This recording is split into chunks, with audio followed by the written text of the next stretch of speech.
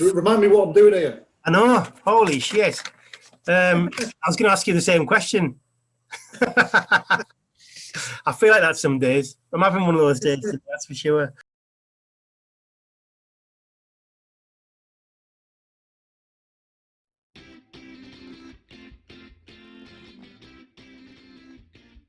Okay, here we are then. As you know, I'm Richie. This is 5 Ways checking in with. Today I'm chatting to Andy. Andy, how are you doing? I'm canny, thank you, Richie. Yeah, I'm good. All right. We had a bit of a problem there, didn't we? We had a few technical issues, let's be honest. It was a bit stressful. Yeah, I think we tried starting this about 40 minutes ago, didn't we? Yeah. That's it. That's my lunch break gone now. Thanks for that. Yeah. My brain's overworked now. My brain's done its job for the day. There's no energy left. Oh, yeah.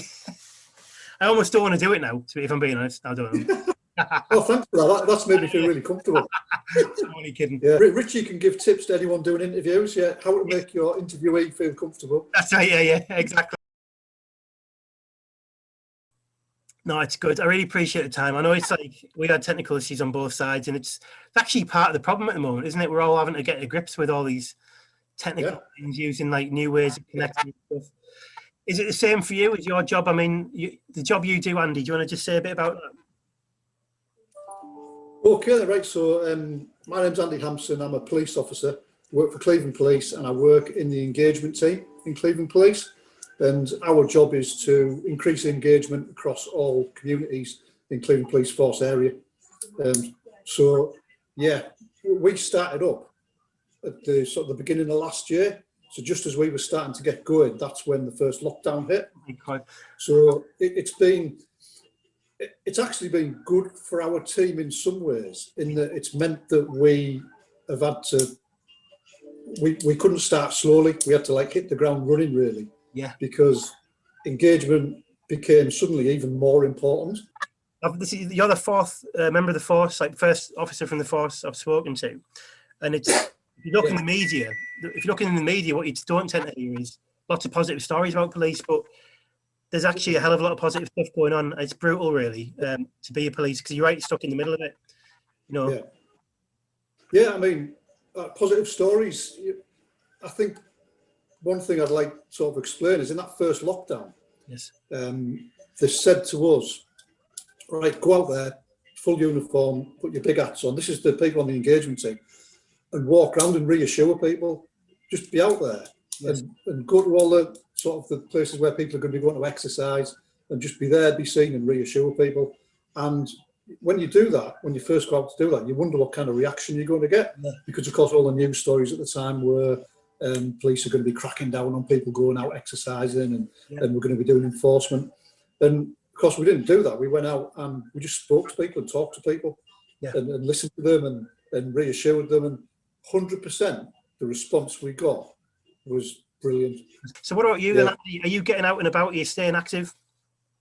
Yeah, I do. Yeah, I mean, you know, I've been aware of my mental health for quite a number of years, and there's various things that I do, and exercise is one of them that's really important to me. So, I mean, I used to go running. I ran for years, but last year I started getting some injuries, so I've slowed down on the running, and then I've started walking. So I'll make sure I get out every single day, even if it's only for 20, 30 minutes. I'll go out every single day, and then the days when I can get out for longer, you know, it'll be anything from 2 hours up to 3, 4, 5, 6 hours if we go for long walks. Beautiful. Yeah. Very lucky, I think, where we live. Oh, yeah, absolutely. I think there's some great places you can go. You don't have to go very far either, do you? Sometimes just out your back door and that's it. You're there. Is it when you're doing your walking that you tend to find you're able to focus your attention on one thing, you know, and get rid of everything else out your mind, and, you know? Yeah, I can do that when I'm walking. But I mean, I do other things as well to try and do that. I mean, I'm aware of how beneficial things like mindfulness and meditation are. So yeah, you know, I've been meditation for about 15 years now. Oh, yeah. And sometimes it can just be really basic. I learned one yesterday, just reading through one of the newspapers, and it was just a quick sort of 5-minute breathing exercise, which concentrates your mind and just chills you out. And you know, that's what I read yesterday. I've been trying it today, and it's brilliant. Yeah, straight away, you know, do it for 5 minutes, and I feel brilliant afterwards. Yes, and only 5 minutes a day it can make a difference, Oh, can't it, in between? Yeah.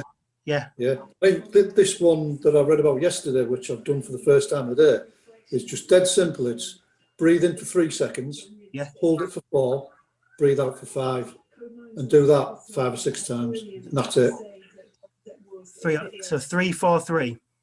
3, 4, 5. 3, 4, 5. Yes, you're breathing out for longer than you're breathing in. And then, yeah, that's it. Oh, Yeah. I think they call it something like oblong breathing. So you can, for some people, they can imagine drawing like a rectangle, basically. So Yeah. when you're drawing the longer end, that's like Yeah. like holding your breath. Did someone offer you some money if you could get the word oblong into the I know, yeah. video? Hashtag oblong. That's a $5. Thanks, Matt. Yeah. Cheers, mate. Oblong. I know, yeah. Yeah. And oblong is the better version of a rectangle, isn't it? I've got a list here of other words as well. I'm going to try and see if you can guess which ones I've got. I'm going to get commission on. Yeah. This could be a good feature. This going forward. I know. Yeah, it could be quite. I am looking for other income streams as well, and obviously, to support the campaign. Maybe I'm missing a trick here, mate. Is that something that you would? I mean, is learning new things? Is that a part of like your regular sort of diet of well-being as well? Or? I think when it comes to learning new things, I suppose there's 3 areas that I'd look at there. In the job I do, I learn something new every day. And usually at the moment it's to do with solving problems. So, as the engagement team, we go out and engage with people, but then they tell us what they need. So it's a question of them working out how we're going to give them what they need.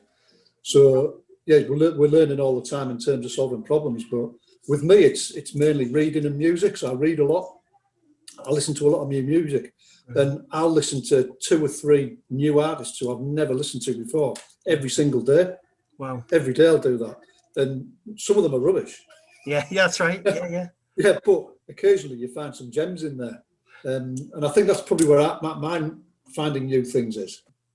Have you had mates stay in touch with you, see how you're getting on, or have you stayed in touch? Do you connect with people quite deliberately as a result of all this lockdown?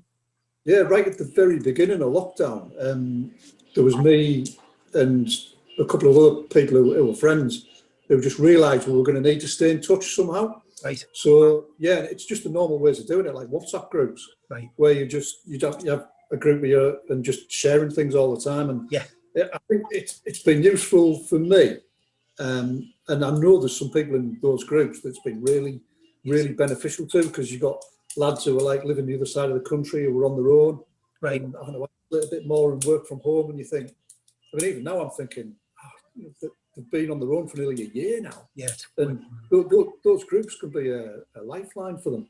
And there's groups where maybe you only say something on like a Saturday night, someone will start putting a few things on, and it's just once a week. But it's really important. And when we met up between lockdowns, you realise how important it was to those people, just that little bit of contact. I agree. I completely agree. And we have loads of concerns about loneliness locally. It's interesting, isn't it? Because I'm not making the assumption that some people are very comfortable within their own skin. But I think it's like a big rat cage experiment. And it's like at some point, if people are isolated and by themselves without that connection, that is going to be a problem for almost everyone at some point. So I do think like staying in touch that way, even if it's just a phone. I was on the phone with a pal from Cumbria quite regularly. And it's just, we do it just to support each other. It's like, we just have generally, we're just laughing about everything. Yeah. Sometimes about politics and sometimes about what's their own observations in life or whatever it could be. But it's just important, isn't it? You just feel like you're having that human contact as best we can at the moment. Definitely. But even if someone's comfortable in their own skin and comfortable being on their own, at least before COVID, they had the choice. That's right. They had the choice to be able to go out if they wanted to and mix with people. When that choice is taken away, no matter how comfortable you are, suddenly there's not another option. Yes. The other thing, the last one of the 5 is about giving in some small way. Yeah. I think the simple way of answering that one is I've only ever done positive New Year's resolutions for the last 15 years. And there's one I've done every year, which is to make somebody smile every day. Fantastic. That's it. Can I just look really solemn at this point? I don't want you to tick your boxer from this conversation. I feel it should just be someone else. But that's just something dead simple. And It's easy as well, and it weren't. If everyone then went on and made one other person smile as well, it would just. That's it. Do you know what I've got on my email signature? I've got the 5 words, and it just says, "And laugh as much as you can." As well. I don't know if you've noticed it, but it's on there, and it is. Yeah. I agree. I think sometimes I put stand-up comedy on YouTube and stuff. I would just think like laughter is just a great medicine, isn't it? Bottom line. Yeah. Good lads. I like that. Yeah. I like that a lot. And some of the stuff that gets shared on WhatsApp, on the WhatsApp groups we were talking about, it's been high quality during. I think a lot of people had a lot of spare time during lockdown, producing a lot of funny videos and stuff like that. You know? Yeah, some people have more spare time than others, don't they? I know, yeah, that's right. Right, pal, that's brilliant. Thank you for that, for doing that. Really appreciate it.